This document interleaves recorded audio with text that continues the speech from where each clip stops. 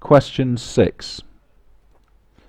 So now, this is one of these questions where we're going to construct an expression, go on to turn it into an equation, and then solve it. So, the secret with these is not to lose sight of the maths underpinning the question, the maths behind the question. Now, at the end of the day, we're being asked to find an expression for the perimeter of the rectangle. So the key point here is to remember, what is the perimeter of a rectangle? It is the length all the way around the outside of the shape. So imagine you started here, if you ran all the way around the shape, that gives you the perimeter, those four sides added together. Now, given we've got a rectangle, the opposite side here is x plus 4, and over here is x. So if we picture ourselves running around starting here, the journey we've taken is an x plus 4, add on an x plus 4, and add on an x. So this is an expression, and now to pop it into its simplest form, we gather up all the x's, 1, 2, 3, 4 x's, we gather up the normal numbers, plus 4 and plus 4 is plus 8. Now that's an expression, it doesn't yet equal anything.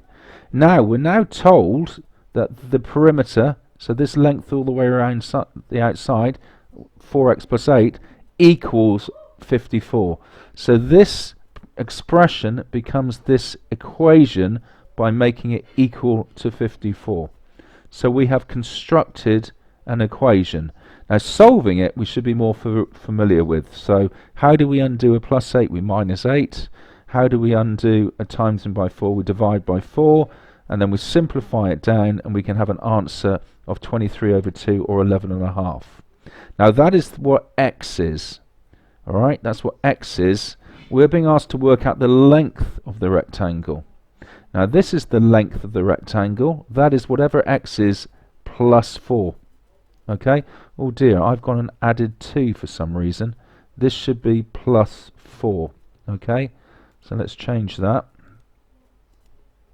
Okay, we're going to have x plus 4. X, 11.5 add 4. So that gives us 15.5.